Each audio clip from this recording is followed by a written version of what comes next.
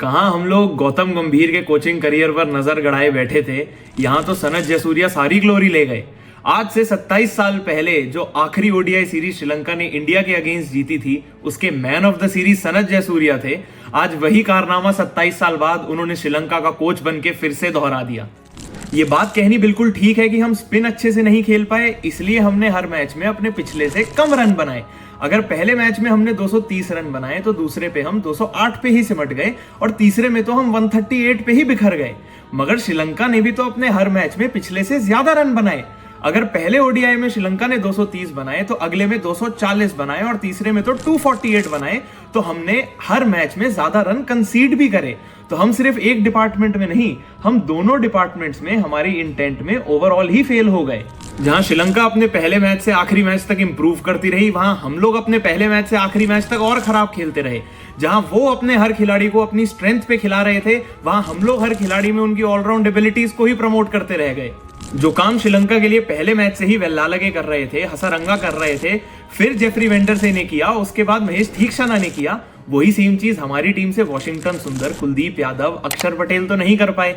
तीसरे मैच में भी हमारी टीम से part time bowler Riyan Parag 3 wicket ले रहे हैं और एज पार्ट टाइम बॉलर मगर वो 54 रन भी तो कंसीड कर रहे हैं। अब जरूरत पड़ने पर हर खिलाड़ी अपना रोल बाखूबी निभा सकता है, मगर ये हमारी चॉइस थी कि हम शिवम दुबे से दूसरा ओवर डलवा रहे हैं, रियान पराग से 9 ओवर फिकवा रहे हैं, अक्षर पटेल को as a top order batter promote कर रहे हैं।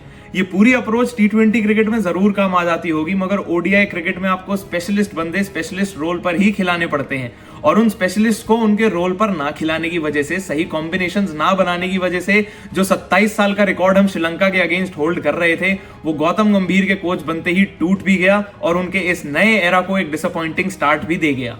सही कॉम्बिनेशंस ना बनाने की अगर हम बात करें तो दूसरे ओडीआई में जब हमारी 3 विकेटें गिर गई थी तो लेफ्टी राइटी कॉम्बिनेशन कंटिन्यू रखने के लिए हमने अक्षर पटेल को ऊपर प्रमोट किया था, क्योंकि शिवम दुबे 4 बॉलों में ही चलते बने थे। तो वहां पर अक्षर पटेल ने अपना काम तो बाखूबी किया, मगर कोच और कप्तान ने यह बात सोची कि अगर हमें लेफ्टी राइटी कॉम्बिनेशन ही कंटिन्यू रखना है तो इससे अच्छा तो ऋषभ पंत को टीम में डाल देते हैं, कम से कम उनको टॉप ऑर्डर में बैटिंग तो करा पाएंगे। मगर जितनी देरी उन्होंने ऋषभ पंत को इस टीम में डालने में कर दी, उतनी जल्दी तो ऋषभ पंत को उस मैच में वापस पेविलियन जाने की थी। अब मेरा ये मानना है कि ऋषभ पंत मिडिल ऑर्डर में केएल राहुल से एक बेटर ऑप्शन है, क्योंकि जब टीम की 3 या 4 विकेटें गिरी हुई होती हैं तो ऋषभ पंत सामने वाली टीम पर प्रेशर डाल सकते हैं और वो काम शायद केएल राहुल नहीं कर सकते। मगर इस पिच पर जहां पर इतनी स्पिन फ्रेंडली विकेट थी, जहां पर बैटर्स के लिए खेलना ही इतना मुश्किल हो गया था, वहां केएल राहुल कम से कम पहले 2 मैच में 40-42 बॉलें खेल तो चुके थे। कम से कम तीसरे ओडीआई में वो कुछ कॉन्ट्रीब्यूशन ही कर पाते, क्योंकि इस मैच में ऋषभ पंत को जितना चांस मिला उन्होंने तो उसमें कुछ किया नहीं। कॉम्बिनेशन सही ना होने की कंट्रोवर्सी तो इस सीरीज से पहले ही शुरू हो गई थी, जब संजू सैमसन को टी20 इंटरनेशनल्स के लिए पिक किया था मगर ओडीआई इंटरनेशनल्स के लिए पिक नहीं किया, जबकि उनके तो रन ही वहीं पर हैं। ऋतुराज गायकवाड़ ने जब अपने आप को सारे फॉर्मेट्स में अलग अलग बैटिंग पोजीशंस पे बैटिंग करके प्रूव कर दिया, तो उनका नाम इस सीरीज में कहीं पर क्यों नहीं आया। युजवेंद्र चहल को जब उनकी आईपीएल की परफॉर्मेंसेस की वजह से टी20 वर्ल्ड कप की स्क्वाड में रखा था, जहां उनको एक भी मैच नहीं मिला, तो उसके बाद ना उनको जिम्बाब्वे के टूर में चांस मिला, ना उनको श्रीलंका के टूर पे चांस मिला। ये तो हमने देख ही लिया कि इस पिच पर जेफरी वेंडरसे और वानिंदु हसारंगा ने क्या कमाल किया, जो चीज हमारे लिए कुलदीप यादव नहीं कर पाए, शायद हमारे राइट आर्म लेगी युजवेंद्र चहल ही कर जाते। अब गौतम गंभीर भी एक नए कोच हैं, कुछ नई चीजें ट्राई कर रहे थे, टीम के साथ एक्सप्लोर कर रहे थे, जो शायद हमारे लिए सही नहीं पड़ी। मगर ओडीआई क्रिकेट की उनको इतनी टेंशन लेने की तो जरूरत है नहीं, क्योंकि अब इस पूरे साल में कोई और ओडीआई इंटरनेशनल तो भारत का है ही नहीं। हमारी बस बांग्लादेश, न्यूजीलैंड, ऑस्ट्रेलिया के साथ टेस्ट मैचेस और टी20 इंटरनेशनल्स हैं।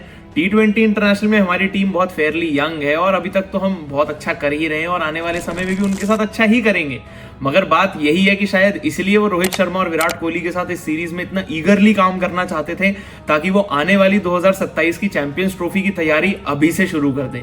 अब उम्मीद बस यही है कि गौतम गंभीर एक स्ट्रॉन्गर कमबैक करके दिखाएं, नए ऑलराउंडर्स हमारी कंट्री के लिए तैयार करने के साथ साथ जो कंट्री के already existing GeM allrounder Hardik Pandya हैं, उनको अपनी नजरों में ऑल फॉर्मेट्स के लिए फिट समझें, युजवेंद्र चहल को कुछ मौके दे दें, जसप्रीत बुमराह, मोहम्मद शामी को तैयार करें, रोहित शर्मा, विराट कोहली के साथ और काम करें और जो कैरिस्मेटिक एटीट्यूड गौतम गंभीर खुद होल्ड करते हैं वो पूरी टीम पर रिफ्लेक्ट करें।